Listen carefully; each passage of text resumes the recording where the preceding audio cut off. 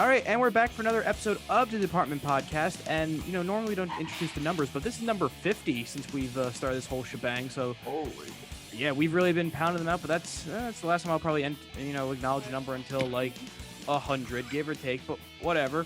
But it's kind of ironic that we are here for week 8 of the NFL season. We're halfway through, and it's keep on going. So when we get there, we'll definitely, do a mid-season awards halfway through, sometime this week, maybe.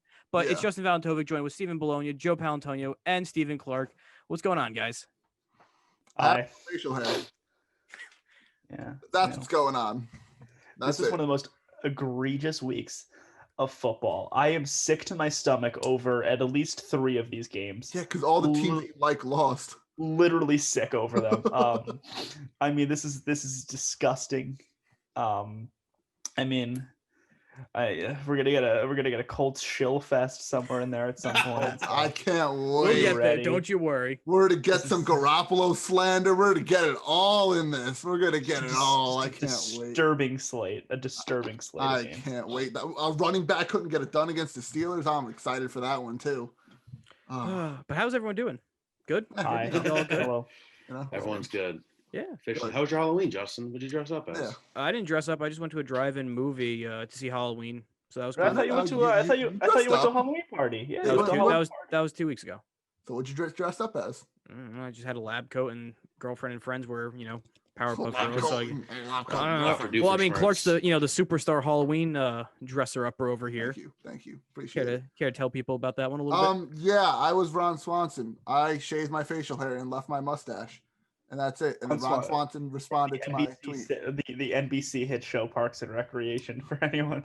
that Joseph actually recommended to me to watch. And me. So good on you. And Justin. Wow. No, Joe recommended it to me too, was what I was saying. I was technically responsible for the Twitter likes. But, he also responded to my tweet. I didn't say that. But before, what? What's up? No, please continue. And then no. I'll say thank you again to you for introducing me to the show. Well, thank you for doing the lovely costume. We all enjoyed it. Showed the family. They all loved it. All you had to do was buy a shirt and print out a badge. Basically, yeah. Very cheap, But that's the way I like to do it. A lot of jujitsu had to go on with the Clippers too. Oh yeah. I miss it a lot. They got the 2 guard coming in. So I just want to ask a question to whoever's listening before we get off into the games, and I wanted to think if this is reasonable. So we are doing a fantasy football league amongst friends, and I think that it is lovely. It is great. It keeps you engaged, a lot of hard fought battles. 14 teams, which is a lot, and 12 of them make the playoffs, but I'm not going to get into that because I agree to that. I think it's a lovely thing, although some might disagree. This is what I'm going to talk about. So I'm just going to pull up the scoring, how it's scored, and it's all fine until you get to the field goals and the kickers. So for a field goal made, you get 3 points, which is reasonable. Yeah. But if it is a 40 to 49 yard field goal, you get an extra 4 points. This is 7 points. If you have a game like what the Bills played when they kicked 6 field goals, you are getting more points than the leading scorer, that is quarterbacks, running backs, even a wide receiver that has a great day. You are opening the door. There has been several matchups already decided because the kickers make an outstanding amount of points, more points. Most of the time, people's leading scorers are the kickers. And I just want to know, leave a comment, leave a review, and then in the comment of the review say, yes, that is reasonable, or no. Yep, all 4 people that listen to this, leave a comment. Go ahead. So coming from Team Paolantonio in 6th place, by the way. Yeah, so he's fine. He's in the middle of the pack. He's getting into the playoffs. No one needs to worry. No need to complain, but he loves to complain anyway, week in and week out. But we'll definitely be back week 9 next week. He'll have the same gripe because he'll he'll probably lose to a kicker, which he could have picked up anyway, but he didn't. But here or there, let's get into some games. And for first time listeners, we do a draft style, which basically just go clockwise, counterclockwise, whatever the Zoom order is, and we pick our games that we want to talk about, and we go through that until we run out. And since Steve, you are on the first time for the NFL recap, you get the first pick of the show. So where do you want to go? This is exciting. Wow, blessed to be here. Let's start off with so. Justin, what times did the NFL games kick off today? 1 p.m. 1 p.m., right? But it was also Tua time. And Tua time has ended up in a victory in his first career start. The Dolphins somehow took down the Rams 28-17 in a very big upset. Not many of us expected this. Tua Tagovailoa, not the best stats on the day, only about 93 yards passing. Did throw a touchdown, but, I mean, what an upset. The Rams looked horrible, couldn't get anything going. Jared Goff looked miserable, as always, and abysmal. And I would love to hear your thoughts on this one. Defense wins games, special teams wins games, plain and simple. Like you said, Goff, not that good, was not looking too good. Yeah, but great time for me to start him in fantasy. Thanks for Watson. Fun. Thanks for Watson being on a bye. That sucked. Okay, and more fantasy talk, more fantasy complaining going on here. But Goff did not look good. Yeah, he had 4 turnovers, 2 interceptions, and like 2 fumbles lost, something like that. But he still threw for 300 yards. But even then, that's just really bad. And just the Dolphins' defense, which just came out and just shellacked him. Yeah, and like Tua didn't have to do much because, they had a punt return touchdown, and then they had just turnovers upon turnovers. So he could literally had nothing. He didn't have to do anything really. No, which is honestly perfect for him for his first game. It's like getting used to the role of being the starting quarterback. He probably wouldn't have had the best game if he had to consistently throw the ball every single play. Maybe he would have too. We really don't know. But it was a great game for him to break into the league as the starter, just to get used to the game flow and all that nonsense. Because he only played 2 minutes besides this game today. So good for him. Good for the Dolphins. And they beat a relatively, good team. So it keeps their playoff hopes alive and gives them a lot of confidence. He only got sacked 1 time, too, against the Aaron Donald-led defense, too. Yeah. Yeah. It's just they have to make sure they score points late in games, Miami, just to make sure if they want to win games in the future, because they scored all their points in the first half. You got to score points later on. Even the Rams only scored a touchdown in the second half too. It wasn't good offense at all, honestly, by both sides. But Tua got the first win. Yeah, Joe, what do you have to say about this? Because I know you're the biggest Goff fan in the world. Well, no, this was a young up and coming quarterback who I love, and a quarterback who I've very much seen enough of. So this was a lovely matchup. So I don't want to talk about either Tua Tagovailoa or Jared Goff right now. I will. We're looking at a team that has won 3 games in a row. It's hard. They had the bye week, but 49ers, Jets, Rams, 3 in a row. Here's the number right here. 11.3 points per game against those 3. I know the Jets aren't high power, but the 49ers and the Rams have solid offenses. 11.3 points per game. They're a top 10 defense in football. They have a great schedule coming up over the next 5 weeks. The Buffalo Bills are completely fraudulent, and the Patriots are a bye-bye birdie. Wow. The Miami Dolphins, Brian Flores, we all thought that he was crazy. He was playing the music, blah, blah, blah, running guys out of town. And here he is, in 1 year, has made this team into contenders for the AFC East, which is completely unbelievable. Eric Rowe, wow. What a day today. And then we'll look at Jared Goff. Yeah. That's it. No, that's it. That's it. I mean, and you can honestly earlier in the season credit a lot of the success of the Dolphins to Fitzpatrick too. We know he's benched now, but he was a big part of getting them to where they are at this point in the season too. No, great win for the Dolphins. Abysmal loss for the Rams, and it's just as simple as that. Yeah. Cool. 4 turnovers. Yeah, it was just a bad game. And the Rams, they got to right the ship, or their playoff hopes could be slipping away to the Cardinals, basically in that division, which it very well could pretty quickly. But with that, we're going to move things along. And Joe, you're up. I didn't realize the order here. Okay, so I was mulling it over. There's a lot of good stuff. I am going to take the easy way out. I'm going to take Vikings Packers, because that's what I had an eye on when I was at work. That game was national on Fox, thanks to the Giants not gracing our televisions. Until tonight. Dalvin the Dog Von Cookerson. Yeah. Carved up this Green Bay Packers defense. And it goes back to something that I was really starting to think about, but I would never say, is that the Vikings are better than their record. I feel like it's pretty obvious right now. And the Packers have now entered Bill's category of what are they? They could literally either win the Super Bowl or not even. Like, I could see them being like a 6 seed at this point. And even this is with the fraudulent Chicago Bears, because I have no idea what to make of these Packers. I mean, they face anything like with the Tampa game, and now this. They just show me absolutely nothing in the second half. And blah. Yeah.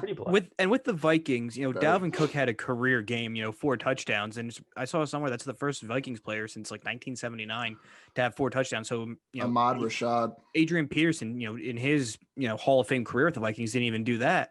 But it's amazing how basically like night and day the Vikings offense is when they have Dalvin Cook versus when they don't. When they can get the ball out of Kirk Cousins' hands and ask their quarterback, who's guaranteed a lot of money for the next 2 years also, not to do anything, and they can just hand it off to the running back, they look like a really good offense. They are a, not a bad team.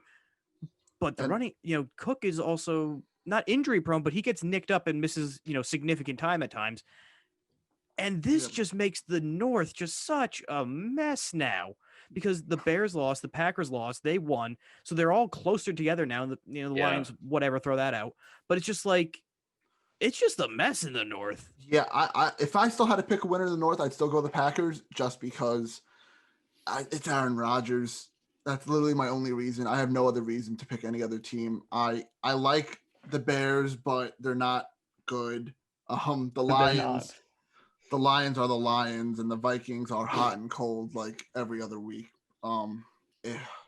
It's rough. It's rough. I'd still take the Packers though if I really had to put money on it. But it's a very rough division. It's NFC East-esque. One takeaway though is Devontae Adams is an elite receiver. Like that. For sure. He is fantastic. Yeah. Like he had another 2 touchdowns today, I believe, something like that. Only 53 yards receiving, but still, the touchdowns are what matters. But same thing, like with Dalvin Cook for the Vikings, like when Adams is gone, like the offense it's just average then at that point. So tough loss for the Packers. They really can't afford it that much more, because who knows what the Bears, like legitimately someone could win the North now with like 9 wins, I think. I have some breaking news. Yes. Per New York Jets writer Manish Mehta, the Jets are working towards a trade that would send Avery Williamson to the Steelers. Oh, there's your Devin Bush replacement. Interesting. Yeah. They just get a good linebacker. Probably for literally like a 6th round pick. It's definitely going to be it's definitely going to be nothing. Yeah. Wow. But the Jets need to be sellers, and old veterans. It makes sense just to dump them at this point. Yeah. Yeah, sure. Any more thoughts on the Packers Vikings game? Not at all. Packers kind of blew it, but that's it. If there was a minute more on the clock, Packers win this game. Yeah, I think so. Let's transition to Clark. What do you want to talk about? I'll save the shilling for you to do when we get there. Okay. So you can take that one, but I'm jumping to the 4:00 games, and a game I really wanted to talk about a lot. Oh yeah, Justin already highlighted it. He knows exactly where I'm going with this. Well, it's deleted off the rundown, but keep going. Yep, Seattle and San Francisco, and what a bounce back game from Seattle. First of all, talk about that side of the ball. Bounce back game from Seattle. DK Metcalf again, an elite receiver. Talking about Devontae Adams, another elite receiver there. Elite quarterback in Russell Wilson. But you know who's not an elite quarterback? Jimmy Garoppolo, because he is not good, and Nick Mullins played a whole lot better than he did in 1 quarter than Jimmy G did throughout 3. You can say injuries too hurt the 49ers in this game and all that stuff, and Kittle was out for a little bit, but Seahawks don't have Jamal Adams. They don't have Chris Carson. It was injured on both teams, so you can't really bring injuries into this situation. I'd love to hear from Joe about this game. Love to. This game, I mean, the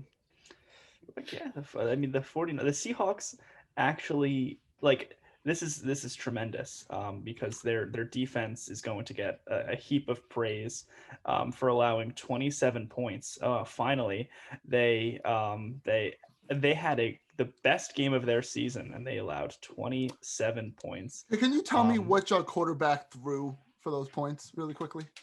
Okay, I know Russell. Obviously, no, yes, it wasn't Russell Wilson who threw for those 27 points. Who was it? Who threw for those 27 points? So Jimmy G was, I believe, majority of them. Majority of them. A majority of the points was Nick Mullins. I'll just get it out since you're wasting time. Nick Mullins. Garoppolo had a solid 0. Oh, a solid 0. Wow. 84 yards, 1 interception through 3 quarters. Wow. Great quarterback we got over there in San Francisco. He also threw a lot. He also was 11 of 16 for 84 yards, and Nick Mullins was 18 of 25 for 238 yards. In 1 quarter, too. Okay. So hilarious. I'm not going to outright just crucify the Niners. I'm crucifying Garoppolo, not the Niners. So am I. The thing is that he's starting to Garoppolo honestly is starting to move into the Kirk Cousins tier of quarterbacks, I think, of glorified game manager. I think he's already below Cousins. He's in the almost Mitch era. He's getting to the Mitch area. The issue with Jimmy G is that he's way too inconsistent, and when he gets anything going is when he gets hurt. And then he misses time and he can't find a rhythm then at that point. His knees and ankles made out of silly putty and rubber bands. Like, how to stay on the field. And quite frankly, I could see them considering moving on either this offseason or next offseason, depending on, how it goes, because this is a team that obviously was in a Super Bowl last year and they're 4-4 and they're, the bottom of their division. Honestly, a very good division. I'm not taking anything away from the West, but at the same time, if you're from the Super Bowl last year, you shouldn't drop to 4th in your division, maybe 2nd or 3rd, but not 4th. And honestly, this is ridiculous. This is ridiculous. What? Matt Ryan makes a Super Bowl and he gets a pass for life. Jared Goff makes a Super Bowl. Matt Ryan's 40 years old and he's been consistently doing this for a long time. Like Jimmy Garoppolo, all he's done as a starter lose in the NFL and get hurt. All he's done is lose. He's bad. All he's done is lose. He's bad. I mean, he was injured his first whole year. They made the Super Bowl thanks to a great defense last year and great weapons last year. And this year he's doing jack. I mean, I'm not saying that he's, Joe Montana, but his team wins. His team has won when he's been on the field. That's just how it is. He's a Joe. Because of the team around him. Without him, they were like a top 5 pick. And with him, they were a Super Bowl team. Can I just say another thing real quick? Just what happened. Delusional. His number 1 target, George Kittle, also got hurt, so he's out. But also outside of that, they have no receivers. They have no elite talent around Nick him. Mullins made they had 5 running backs, and somehow all of them got hurt.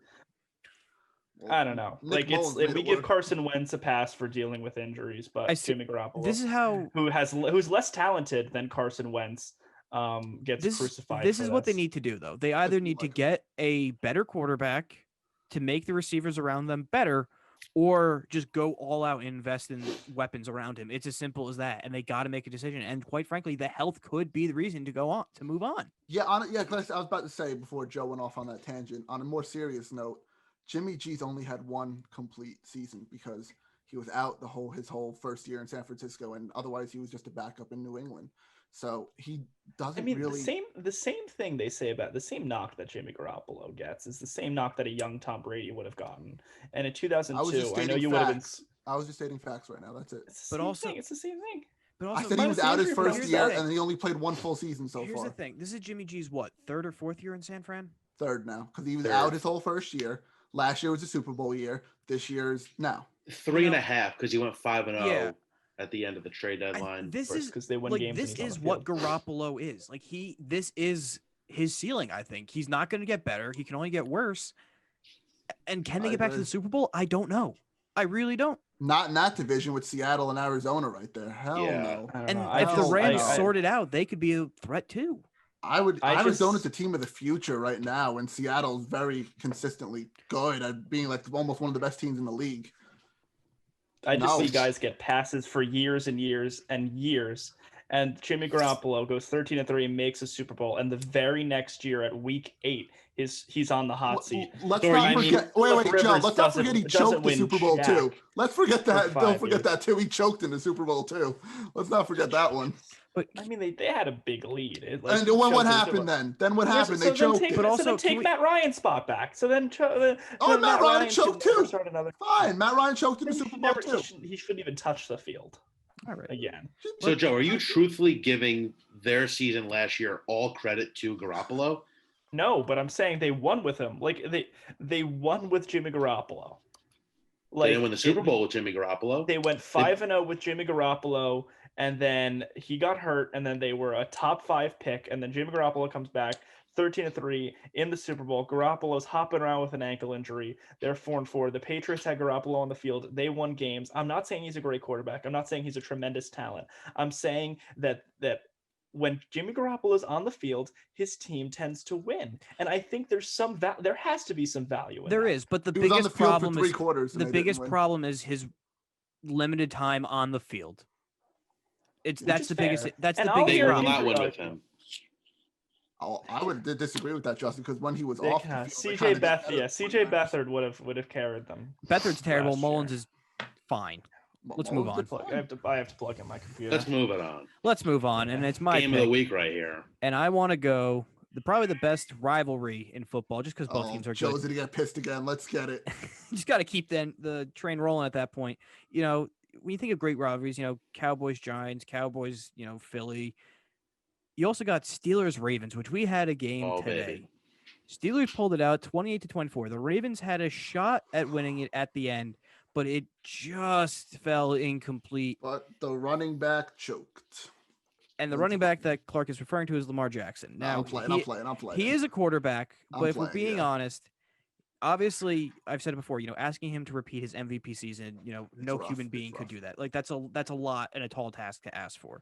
But he's starting to fade back to when he first started as a rookie. And especially what reminded me was the playoff game against the Chargers where, you know, he was just overthrowing a lot of things, not looking downfield, and just he doesn't seem as sharp and as not even accurate, but just sharp and like looking downfield as a passer this year. Like he's taken steps back. Now, I don't know if that's him regressing, potentially trying to do too much, or that's just teams kind of game playing around his weaknesses because he's been in the NFL for 3 years now. So teams are going to know how to game plan around him. Yeah, no, exactly. I agree. I mean, at some point you have to look at what's going on with the coaching staff and Greg Roman, because I don't know if they're utilizing his skill set. We're seeing a lot less completely to his potential. We're seeing a lot less like quarterback designed runs for Lamar, which they've done, you know, last year, which were phenomenal. That's worked out great. Yeah, like the Heisman package with that we see in Madden all the time, but having RG3 in there as well, and their rushing game is good as it is, so they could really fake out a lot of defenses because Ingram, Dobbins, Gus Edwards, their run game is strong. And the problem is similar to how the Niners built their team is their best offensive target downfield is their tight end, and then receivers are just they're middle of the they got they're average at best. Their whole receiving core is like 3 to 4 receivers on most depth charts. If we're being honest, like their best receiver is Willie Snead, and Hollywood Brown, but he's just he hasn't been. Did you see his tweet? He's pissed that he's not getting the ball thrown at him. He's very pissed.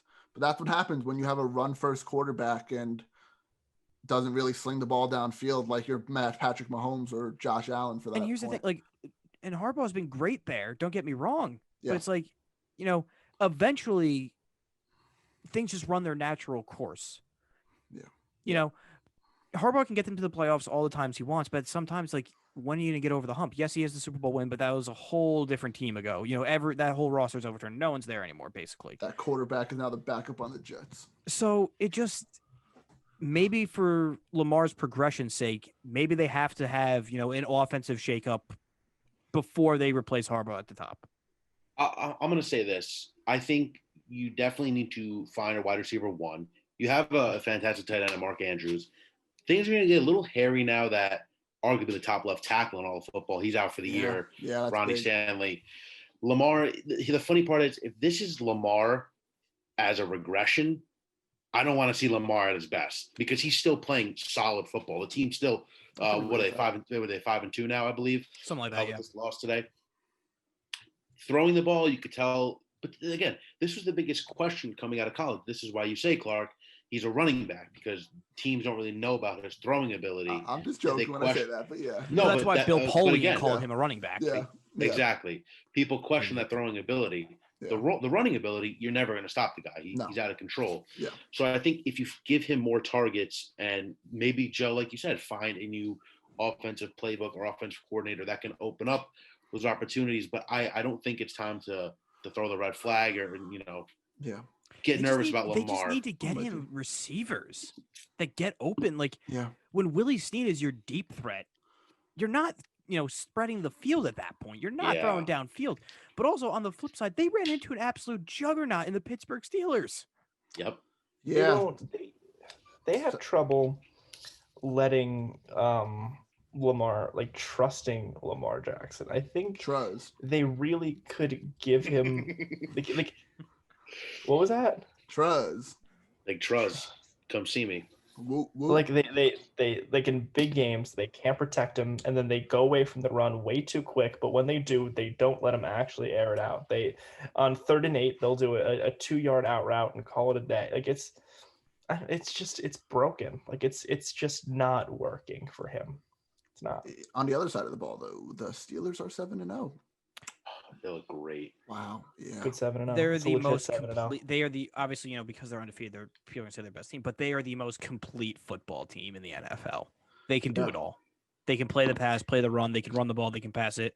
Special teams are pretty good too. But it's just this is how they've built a consistent winner. And credit to Mike Tomlin. Like we were just talking about Harbaugh. Maybe his time has run out, but you also look at Mike Tomlin on Pittsburgh, and he's just gonna keep on going. It's just drafting well and picking up, doing trades and sticking to your guns even too with Big Ben, and even when Le'Veon wanted to be out, sticking with James Conner there. It's just all the years in the making of the last 5 years or so led to this team right here, and it's just proving how good of an organization to have up front and a great coaching staff to have too. Even like trades too with Ebron. Ebron caught a touchdown today. Like good for him, and very, very good team. Very good team. That's all I got to say about them. Yeah, right now, obviously, it seems like they're the favorite to win the AFC, but we'll get into the Chiefs later on, who could definitely give them a run for their money. Yeah. Any last thoughts on Ravens? The AFC? Yes, they are. Haha, funny, Joe. Any last closing thoughts on this game before we move things along? Nah. Minka got the game-winning play.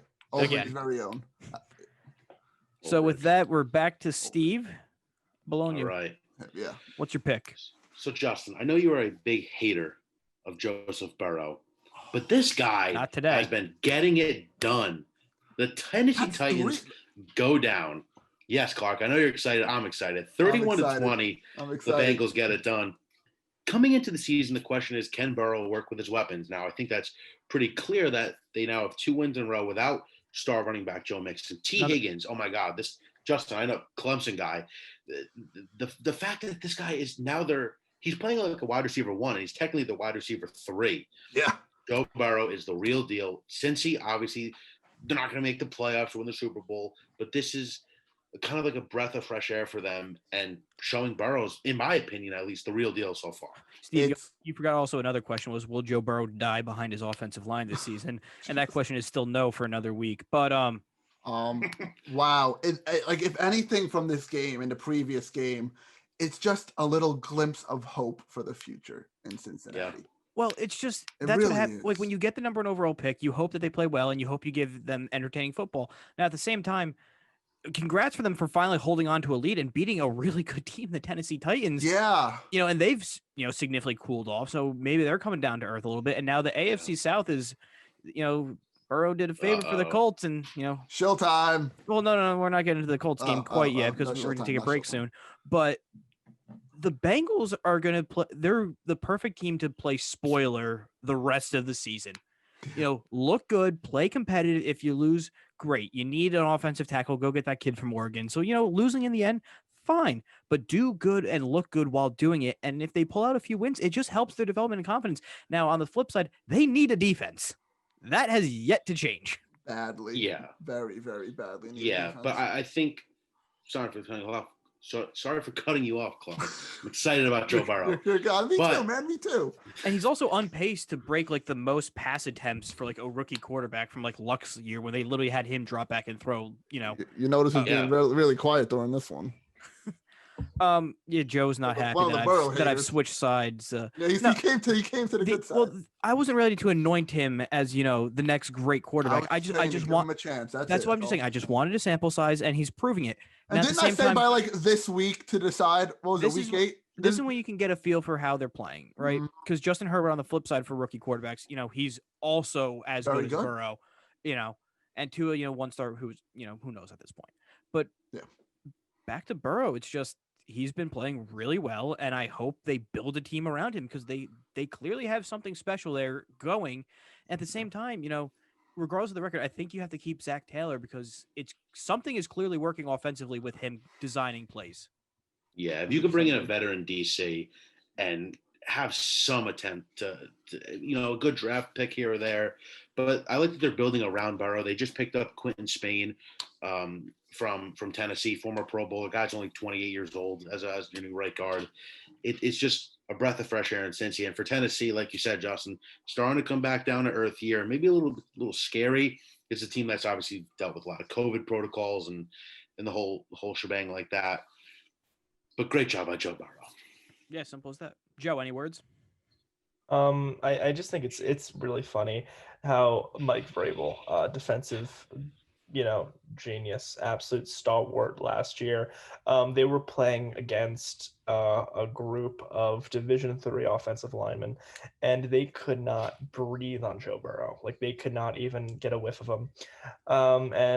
We know Joe Burrow is going to be fantastic when under no pressure, like many quarterbacks are, and Joe Burrow continues to absolutely impress as Dunlap's gone. John Ross is about to be out the door, and somehow, some way, the Ohio State backup. Ohio State doesn't have great quarterbacks come out of there. Well, Joe Burrow's coming out of there, and he is amazing. I mean, wow. Like 249 passing yards, 2 touchdowns, 31 points. Yeah. I mean, what more can this guy do? Oh, man, he is so much better than Justin Herbert, right? I don't know if Joe's being sarcastic or true at this point, because it could go either way. It's sarcastic. It's 100% sarcasm with Joe. Yeah. What? The guy's the best quarterback in football. What are we talking about? There it is. All right, and with that, let's take a break. We'll be back. When we come back, we'll discuss the last 7 games of Week 8, and then we'll talk about Monday Night Football to round out the show. Stay tuned. We'll be right back.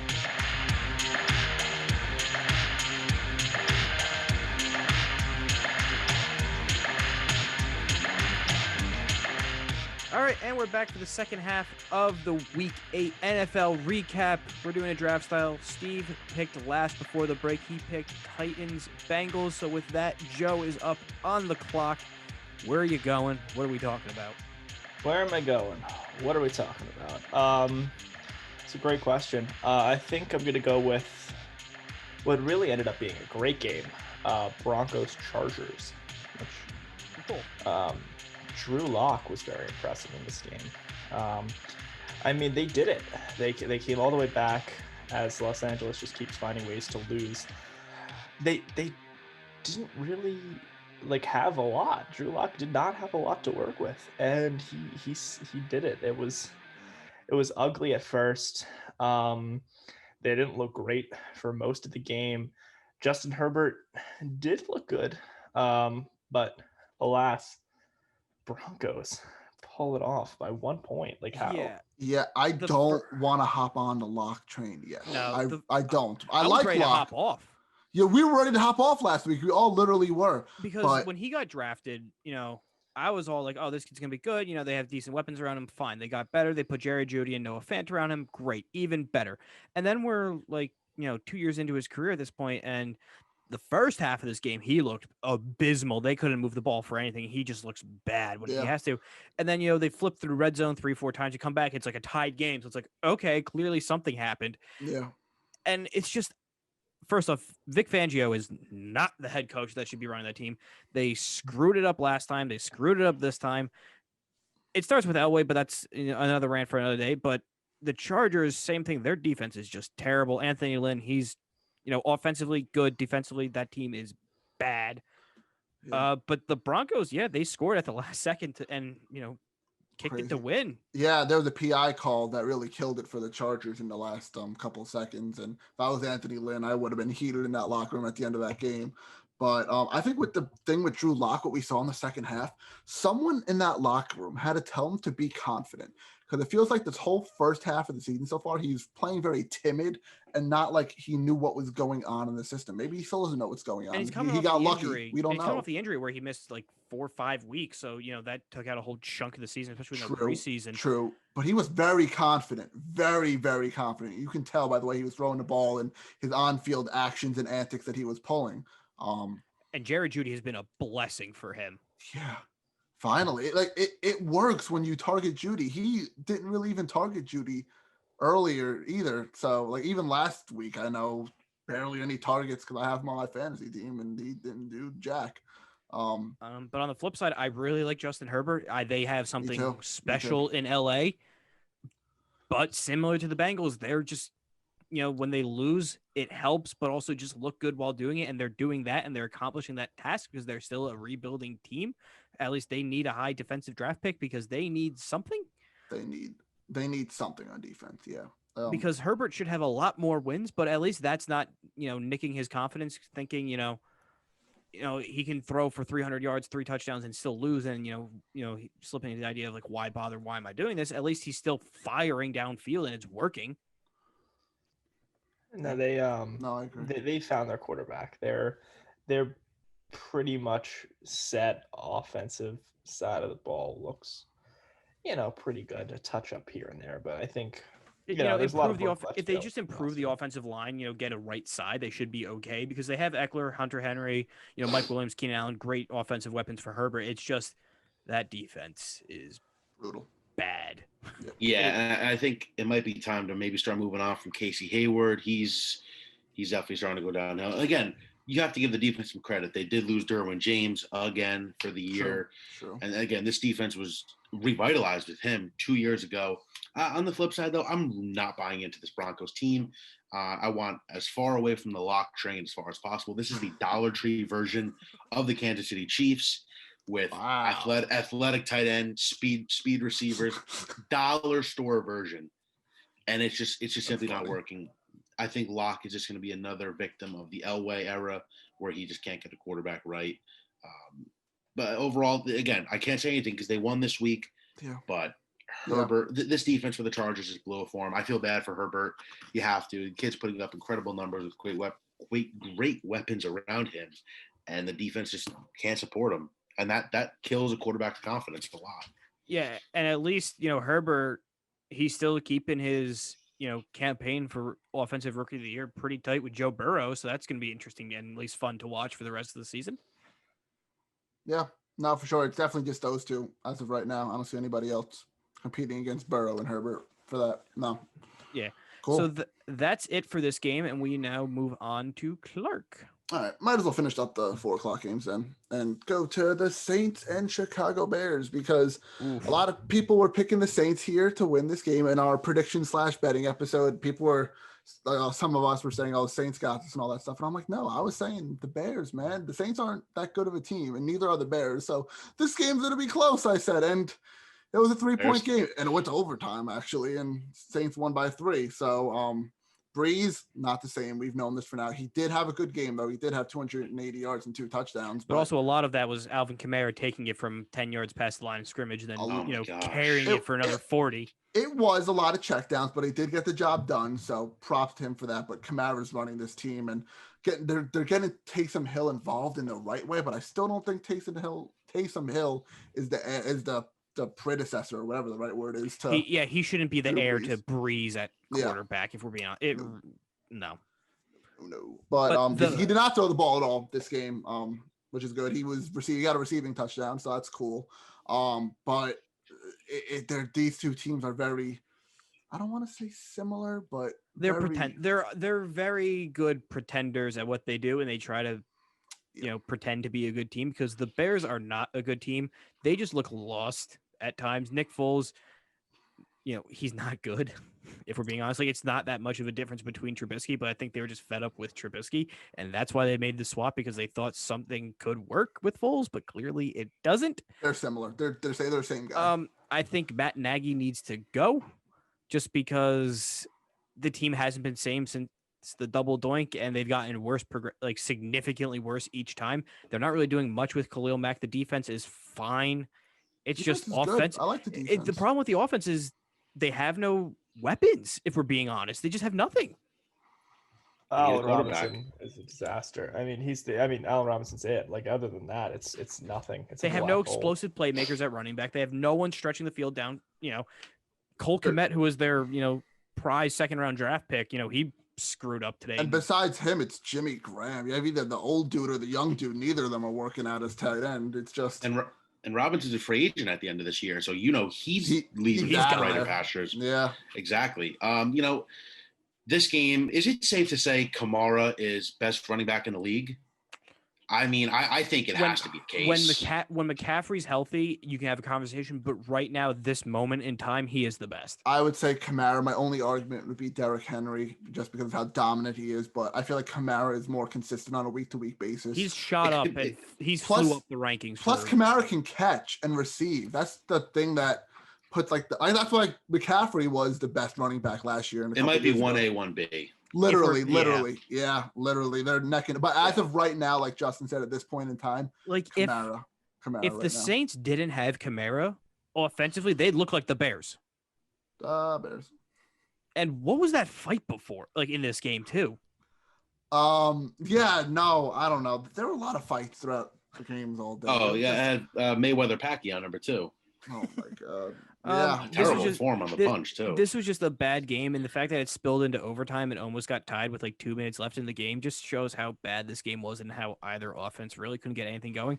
Both teams still put up 20+ points, which is by all standards good, and good for the Bears for getting it into overtime as well. But it was an ugly game for both sides. Very ugly. I'm not sold on either team to go into the playoffs, and if somehow one of these teams make the playoffs, which is possible, I see him a first-round exit. The Saints need Michael Thomas back badly.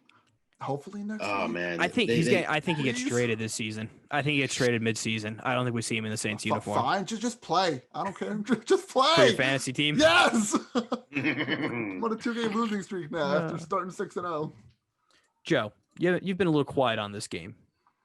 Anything you want to bring up?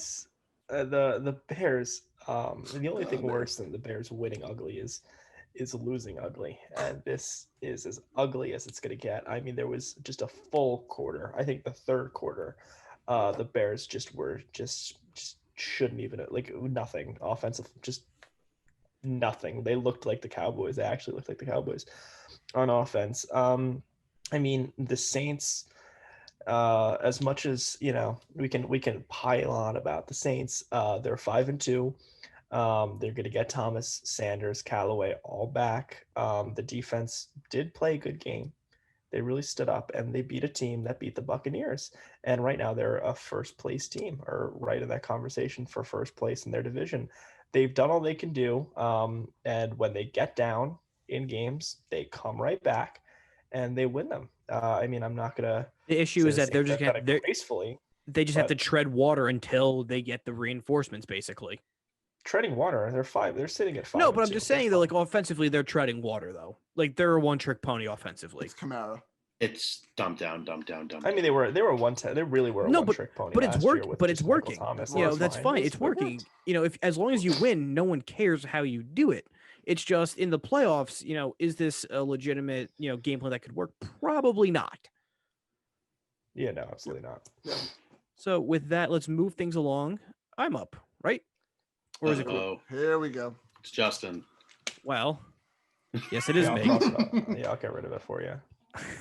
Joe already cleared it off the rundown, and he knew where I was going, and that's the Indianapolis Colts beating the Lions of Detroit. I would have 41-21. Yes, I would have picked it earlier, but it just wasn't a good. I don't want to hear it. Yep. Okay, all right, Justin, let's have a nice conversation right here. Did Joe mute himself? I think they both took their headphones off or something. So okay, cool. Conversation between us two. What a game, Phillip, baby. Phil did good. Phil was fine. He didn't turn the ball over, which was a miracle. Yeah. But Jordan Wilkins had surprisingly a really good game. John and Taylor, they just don't trust. It seems like at running back. Yeah, and really early on in this sad. game, the Colts can't run the ball. And it's been a story the whole season. Like they're struggling running the ball. Yeah. Their offense usually struggles altogether, but there were some dumb play calls earlier in the game that kind of got the Colts off track a little bit. It gave the Lions momentum actually for a good part of the first quarter and even slightly a little bit in the second quarter. But no, Colts hung on and obviously dominated by a 20-point lead. Stafford still played a pretty decent game. Yeah, Stafford still played pretty well. It seemed like. And the main issue is the middle part of the Colts defense, but it was very nice seeing Darius Leonard back because he is a complete game changer. Not just because he forced a fumble, but also just the presence and the leadership they have in the middle of the field helps a lot. Even though Stafford did throw for over 300 yards. And the Colts have the best rush defense in the league. Yeah, he was constantly under pressure all game. Stafford was that too. The front four is just. Yeah, he was. The Colts were getting a lot of pressure with not having to blitz that many, so that was good. Good game. Kenny Moore had a pick six, so that's great. Well, it was a good game for us. It really. Yeah, good game for us. It wasn't a good game for the Colts. Bad game for the Lions. Do you guys have any thoughts you want to say on this? No, I do. Okay, go ahead, Mr. Bologna. Why don't they feed Jonathan Taylor? It makes my trade with you look pretty good right now. That's all I know. Robert Tonyan in 15 today. I'll take it. He did pretty good. You're right. The issue with Taylor is just he seems like he's having trouble seeing holes develop a little bit downfield. And he's kind of like waiting for them to develop rather than just kind of decide and just find one and go. Yeah, it's that plus the other options are working really well. So they're more dynamic. And when something works really well, it's safer just to stick with. But also at the same time, they haven't really asked like Taylor to catch the ball that much out of the backfield. Like when he does it, he hasn't had like an egregious drop. I've noticed. No, he catches. It's just that Nyheim Hines is a proven good receiving back. He's a monster, and those flippy moves. He's doing flips in the end zone. Yeah, that was cool though. That was cool. He did it again then after a second touch. Biggest news here: Colts first place. Oof. Yeah, tied for first right place. Now, and the winner of next week's game with the Colts and the Titans gets sole possession of first place. We're playing the Ravens. So. We're playing the Ravens. That's not the Titans, so we're not to be out of first place next week. Yep. That's a preview for the Friday show, but it's amazing how the Colts have only had one divisional game this whole season. That was week 1, and they haven't had anything since. Another fun stat: the Jaguars were our first game, and they're also our last game this year. Fun. That's all. This was another game though when he plays a bad defense, he looks fine, and when he doesn't have mental cramps and throws 3 interceptions, they're fine. But the other issue is when I've noticed it again in this game, when the pocket collapses on Rivers, he is just dead to rights right then and there. He can't even stick in mud. Yeah. He can't even move to evade anything, and that's a problem. And they need someone more dynamic, and they're at least letting him throw it a little bit more, and they're trusting him a little bit more. But also Phil's going to trust his arm way too much. Yep. But, good game for the Colts, and they stay alive. 5-2 looks a lot better than 4-3. Yep. All right. So with that, we are back to Bologna. All right. So next game on the docket here. The Las Vegas Raiders holding the Cleveland Browns to only 6 points, winning this game 16-6. Weird game, not really too many fireworks happening in this one, but Vegas has shocked a lot of us this year with, obviously remember the Saints game, week 2, but here they are beating a Browns team that does not look good at all. And I don't know if you guys saw the report today from Ian Rappaport.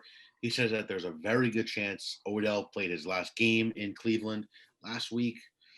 So we're going to stick to the now, though. Vegas gets the win here, and a very crucial win.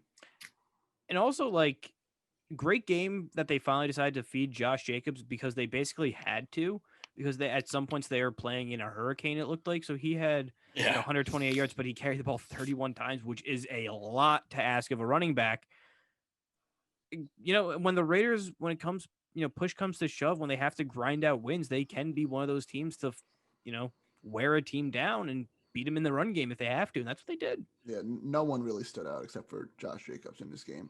It was very, middle of the This pack. this was a throwaway game, honestly. Like whoever won, it was just you've weathered the storm better, literally. Yeah, and like I said, like a week or two ago with the Patriots and Bills games, if you're lucky to win if you don't score a touchdown. And the Browns couldn't score a touchdown here, but. And going back to like the possibility of Odell leaving Cleveland, like the whole Baker Mayfield Odell connection, even when he was healthy, it just didn't sync up. Like they were never on the same page, and it just didn't work out.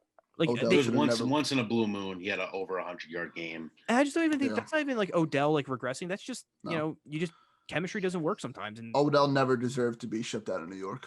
No, plain and simple. Got his attention. Joe's back.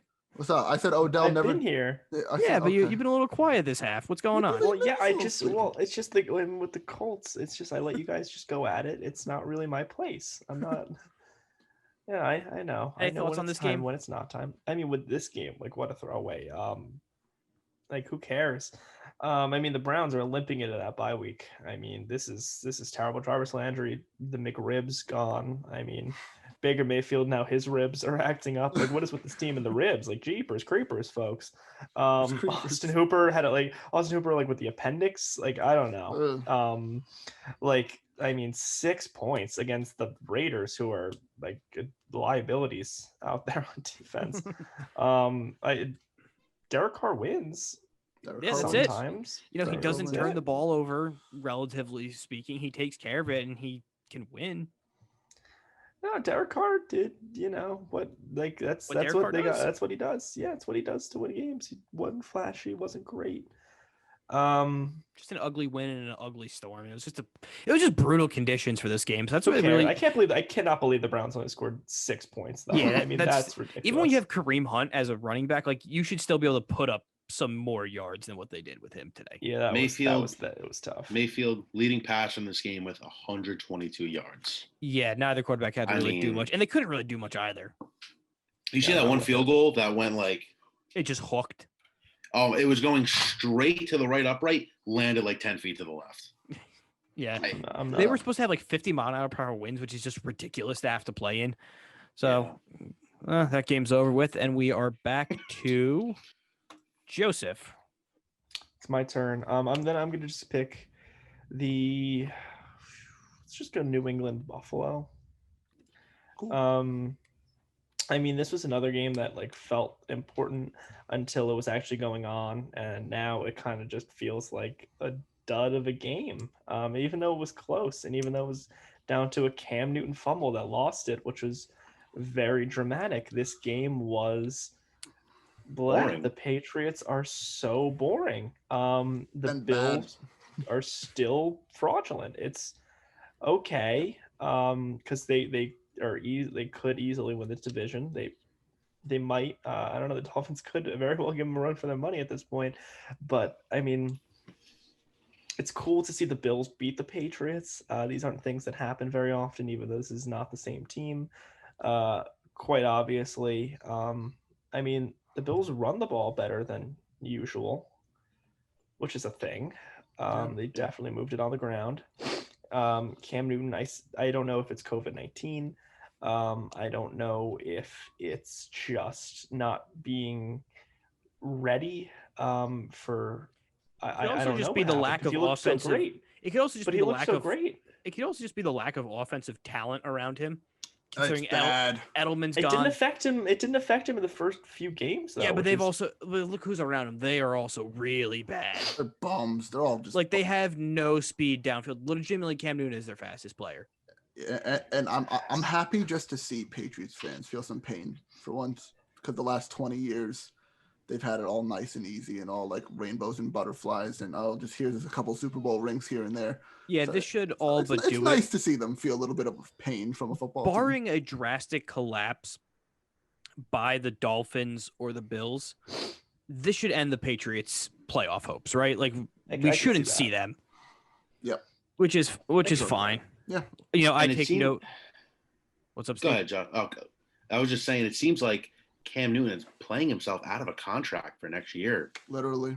I mean, who's going to want to take a flyer on this guy? He has 3 passing touchdowns all season long. The Jets have 4.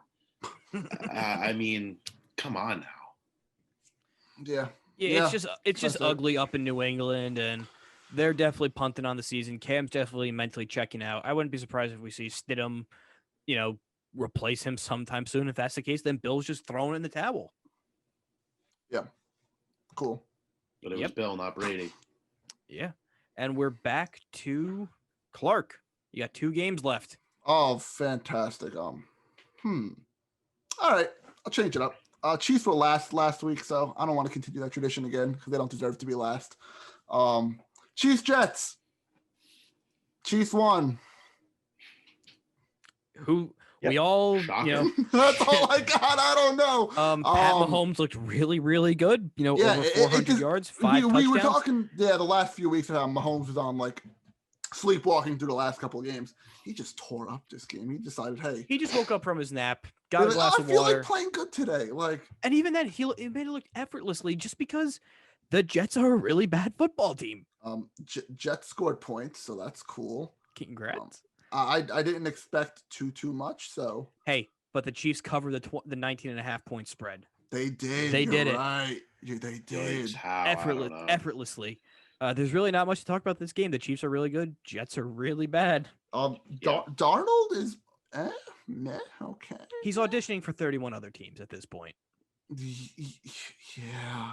It's just, there's the mess. I feel bad for Jets fans. They're a mess. No, this game went exactly how you would expect a team like the Jets to play against a team like the Chiefs.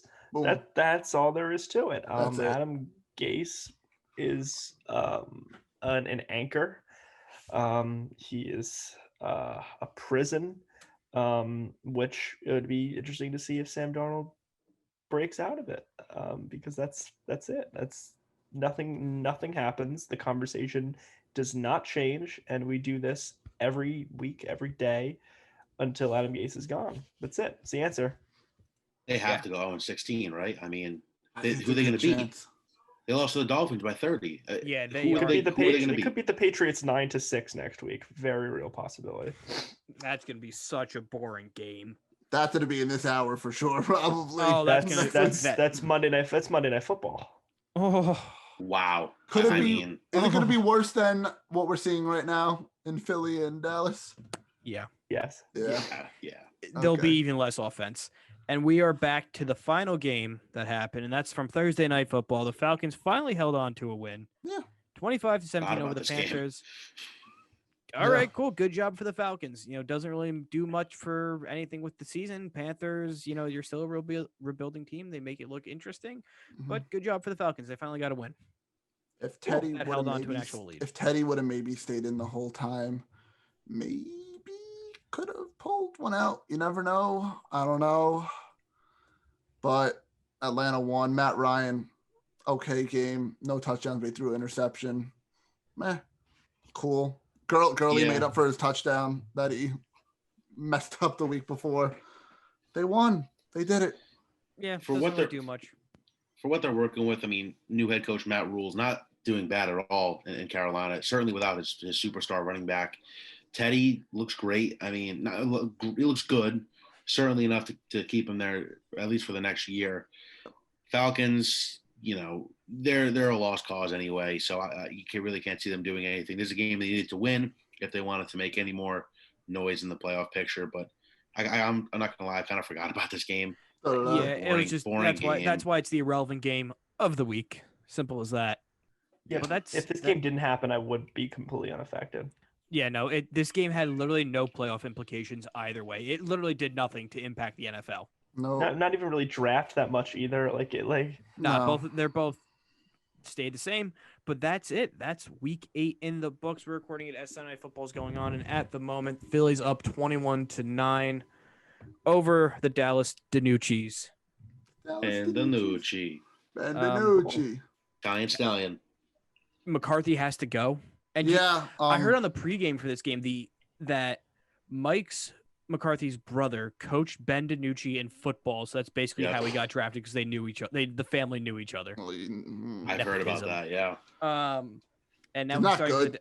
He sucks. He's not good. It's a waste. The Cowboys are a mess.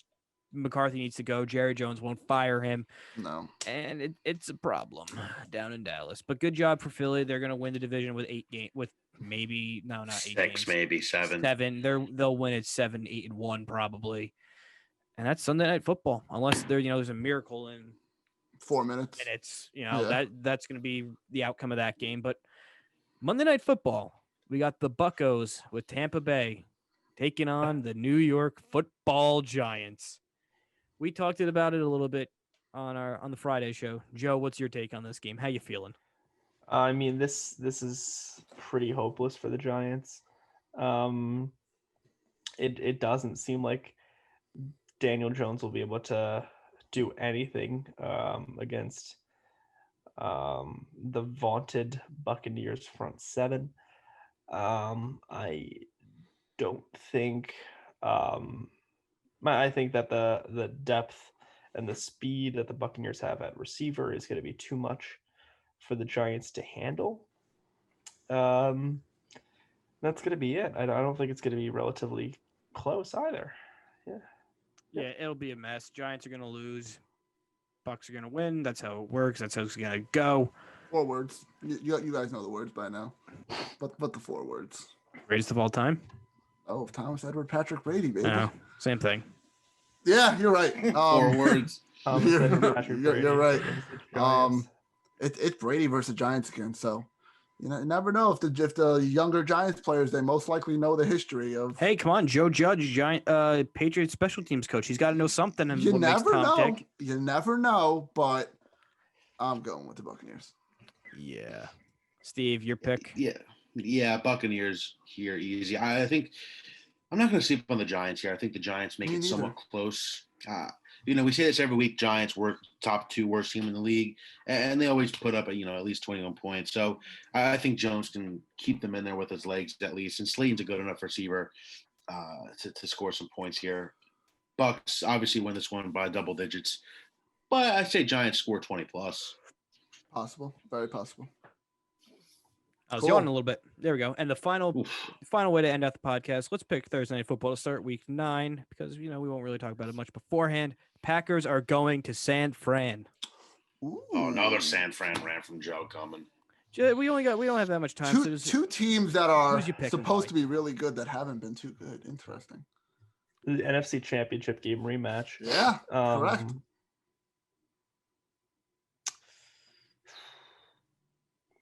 San Francisco. Oh wow! What a surprise there. I don't know.